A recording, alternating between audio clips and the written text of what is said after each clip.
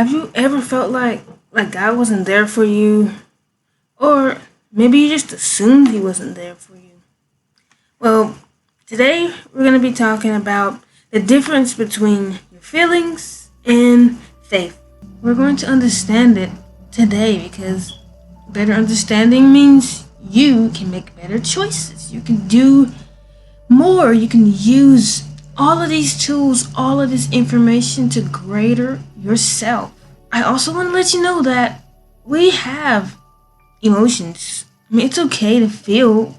God created emotions. He's created anger, sadness, joy, peace, of the emotions you can think of. He created them and we have them, but if we let them take over us, take over our life, they can become terrible leaders for us.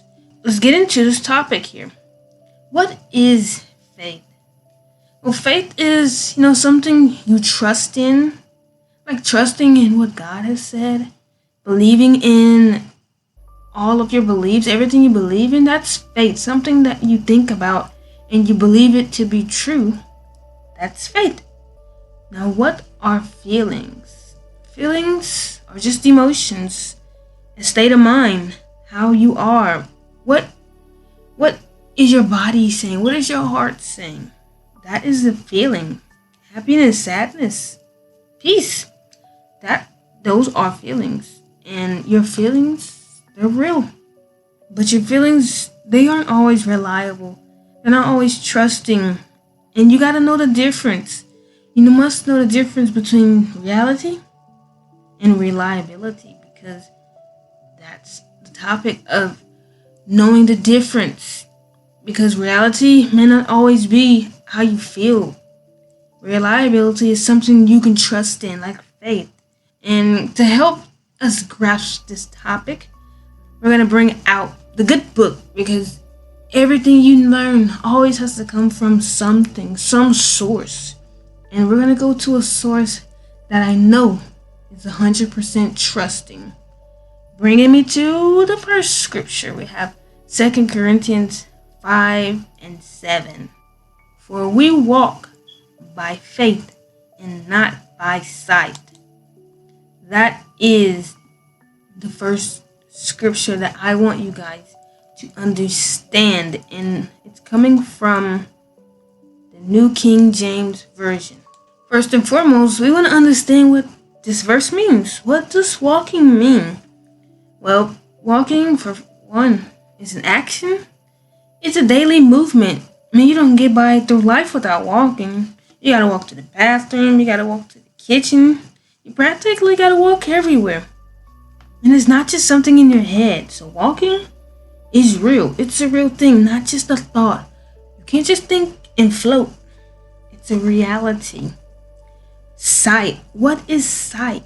Sight is what you can see. You have two eyes here. That is what you see. I'm seeing you right now. That is me using my sight. How things appear. What we see in the moment. It could be our sight. And if we walk by sight, then we might just be walking by emotions. Kind of like the weather. The weather changes. Some days it's sunny. Some days it's cloudy. Some days we have horrible storms that we don't like. That is how sight is. You see different things every day. It's not really consistent.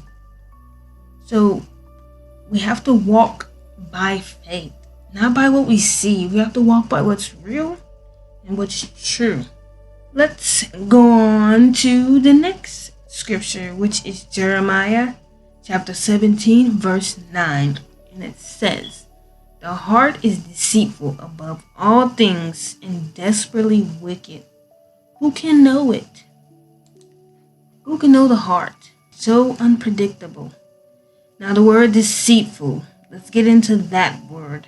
Deceitful means tricky, something that's not true, but it doesn't mean evil. It's not automatically meaning evil, but it's capable of being misleading, means that it's capable of confusion, like your heart. Your heart can be confusing because we operate by emotions, not by reality. At least you have to try to step out of that mode. And it's misleading because you can't really tell if you're really feeling that way or you're just thinking that way.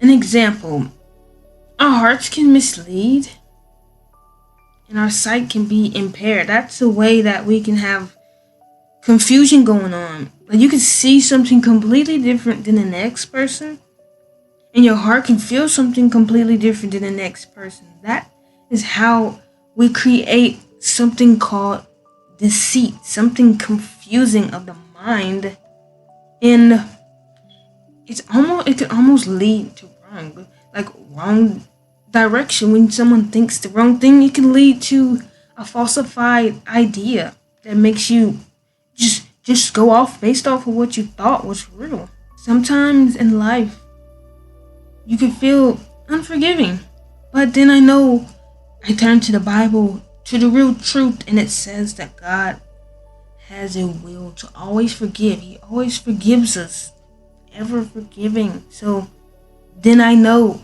that my thoughts aren't real. It's just what I'm thinking. It's maybe how I'm feeling in the moment. I don't want to dismiss your feelings. We just want to put them in their place. They have a assigned role. You're designed and you have the right to feel, but you want to put them in their place. They are not the leaders of your life. You got to learn to tone it down. Learn to bring it back, like basketball. You have to stay in your place. Your feelings have to stay in your place. They should never drift, or they should never get out of line. And another thing that feelings have is that feelings tell you that you have a heart. It tells you that you are a human. It tells you how you feel. Of course, we're not robots. We don't just operate in a stuck mode. We have feelings. And that just tells us that we're real. I'm a real person. What I feel is real.